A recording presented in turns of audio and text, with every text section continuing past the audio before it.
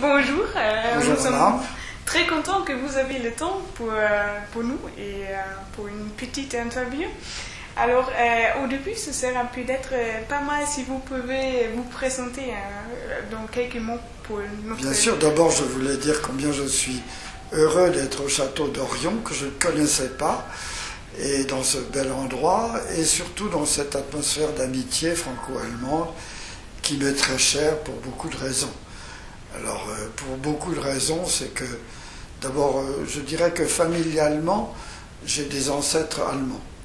J'ai un arrière-grand-père qui était allemand, qui était financier.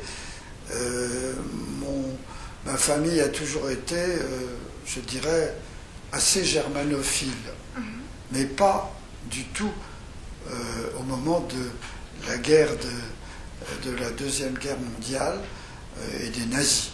Alors là, nous avons vécu l'occupation avec beaucoup de difficultés, de malheur et de tristesse. Mais même mon père, vous voyez, qui avait fait la Première Guerre mondiale, il s'était engagé le jour de ses 18 ans dans l'infanterie, qui a fait 4 ans de guerre, dans les tranchées à Verdun, etc. Il avait gardé beaucoup d'estime pour le soldat allemand. C'était l'estime d'un combattant pour un autre, vous comprenez ? Parce que entre la France et l'Allemagne, ou la Prusse à l'époque, il n'y avait pas de fossé idéologique. Il y avait des intérêts nationaux, tandis qu'entre la France républicaine et démocratique et l'Allemagne nazie, il y avait un fossé idéologique qui était grave et infranchissable. De sorte qu'au moment de la... Moi, il s'est trouvé que j'étais militaire en Allemagne en 1945 et j'ai eu la grande chance d'être affecté au cabinet du général Koenig à Baden-Baden. Et là, général Koenig était le commandant en chef et en même temps, il était le représentant de la France au Conseil de contrôle quadripartite à Berlin. Et moi, j'étais jeune, on savait que voulais faire la diplomatie. J'ai eu la chance d'être affecté là pour m'occuper des affaires de Berlin. Et donc suivre pour le compte du général Koenig tous les dossiers des affaires de Berlin, des quadripartites, tous les documents passaient dans mon bureau. Et j'ai eu l'occasion aussi d'aller à Berlin et pour la première fois de voir Berlin en ruine en 1945-1946 dans ce paysage vraiment sinistre de Berlin. Et puis à Baden-Baden, j'étais chez l'habitant. Et j'étais donc un occupant après avoir été un occupé à Paris. Et j'avais beaucoup d'amitié pour cette famille allemande. Et ce premier contact avec l'Allemagne m'a permis d'entrevoir un avenir différent, un avenir d'amitié, de réconciliation, de coopération. Et il s'est trouvé que j'ai épousé aussi une femme. Pourtant, son père avait été tué pendant la guerre. Il était même dans les forces du général de Gaulle, dans les forces de Français libres. Il était même compagnon de libération, il a été tué. Et ma femme n'avait pas non plus, comment dirais-je, d'hostilité à l'égard de l'Allemagne, en général. Elle avait même fait des études d'allemand, alors que moi j'avais fait des études d'anglais. Donc elle parlait, je dirais, Goethe, et moi je parlais Shelley ou Keats, vous voyez. Et nous nous sommes très bien entendus sur ce sujet, nous nous sommes mariés, elle a fait l'école nationale d'administration en même temps que moi, c'était la deuxième femme. Et donc nous avons toujours eu les mêmes opinions, et c'était très important dans un ménage, européenne. Et il s'est trouvé que quand je suis entré au Quai d'Orsay, en 1950, j'ai été dans un service qui était le service politique de l'Europe, de l'Alliance Atlantique, de l'Union Européenne. J'ai été détaché à ce moment-là auprès de Jean Monnet, c'est pourquoi d'ailleurs je me trouve ici aujourd'hui, et j'ai pu raconter dans ce colloque intéressant tous mes contacts avec Jean Monnet qui ont commencé dès 1951 et qui ne se sont arrêtés qu'au moment de sa mort Mes derniers entretiens avec lui étaient vraiment peu d'années avant sa mort. Et il a été pour moi un inspirateur. J'ai éprouvé un espèce de grand choc émotionnel et de choc politique en même temps, et en même temps de choc affectueux, parce qu'il s'est trouvé que j'ai appris ça, que nous avions des parentés communes avec sa femme, avec Sylvia Menet, Sylvia de Bondini, et donc pour moi il a été paternel et en même temps affectueux, mais en même temps un guide. Un guide qui n'a toujours cessé de m'inspirer. Et pourtant, la France a traversé des périodes, pendant notamment la Ve République, où l'Europe n'était pas, je dirais, toujours aux premières loges. Non, c'est vrai.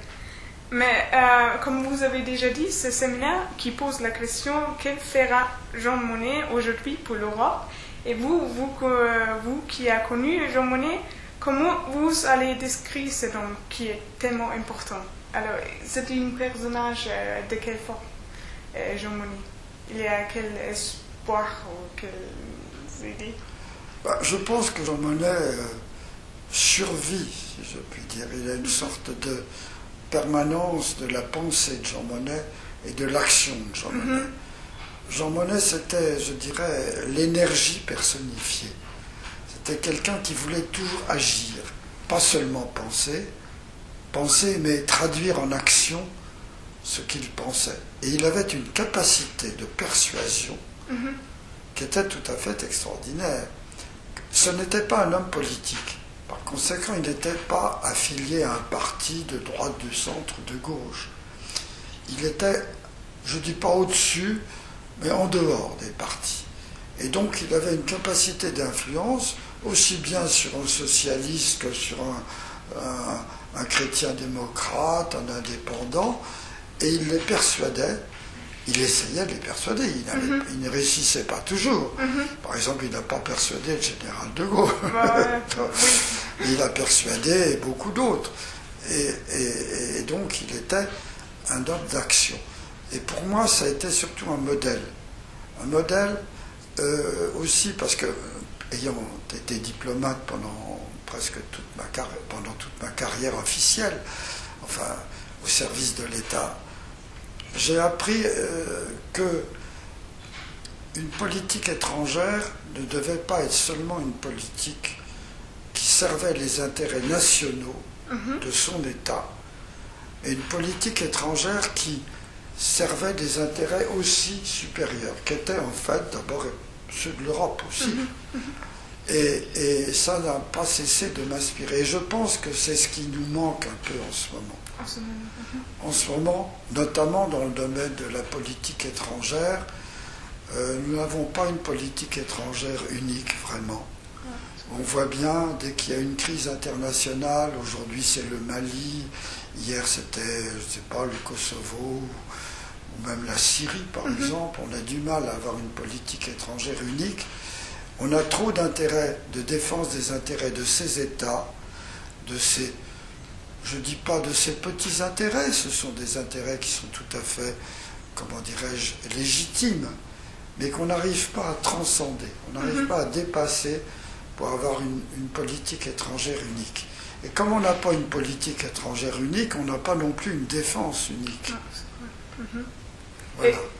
Et qu'est-ce que vous pensez que fera Jean Monnet aujourd'hui pour l'Europe? C'est peut-être une logique. Eh bien, aujourd'hui pour l'Europe, je pense qu'il y aurait plusieurs domaines dans lesquels il nous inciterait à progresser.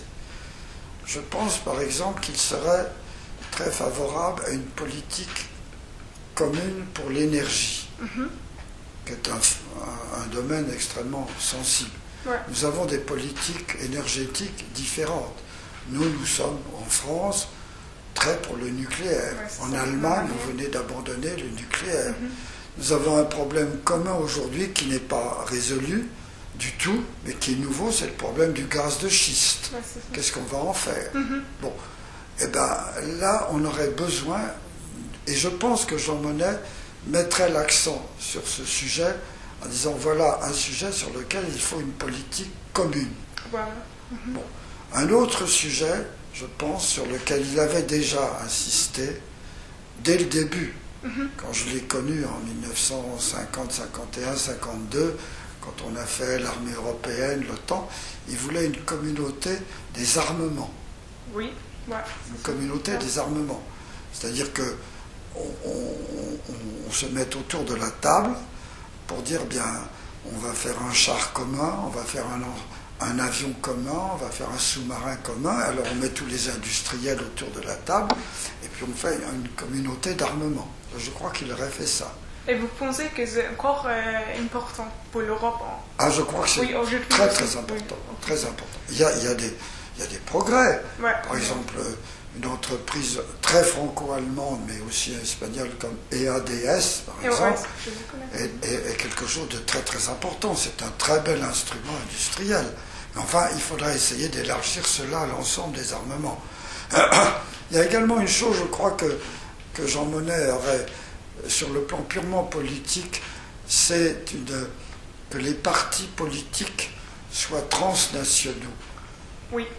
C'est-à-dire que, par exemple, il y a un parti socialiste européen, mais avec une section allemande, une section française, un parti populaire européen ou chrétien-démocrate, avec une section. Que les partis soient transnationaux. Ça, je crois qu'il aurait beaucoup souhaité cela. Voilà quelques exemples que je peux vous donner. Très bien. Et encore une question. Je vous en prie. Oui, parce que pour moi, bien sûr, ce sera intéressant de savoir qu'est-ce que je peux faire. Alors, je suis une seule personne, une jeune d'Allemand, et qu'est-ce que je peux faire pour l'avenir de l'Europe? D'abord, je crois, pardonnez-moi, je ne vous connais pas encore du tout, mais je crois que déjà ce que vous faites ici au château d'Orion est déjà important.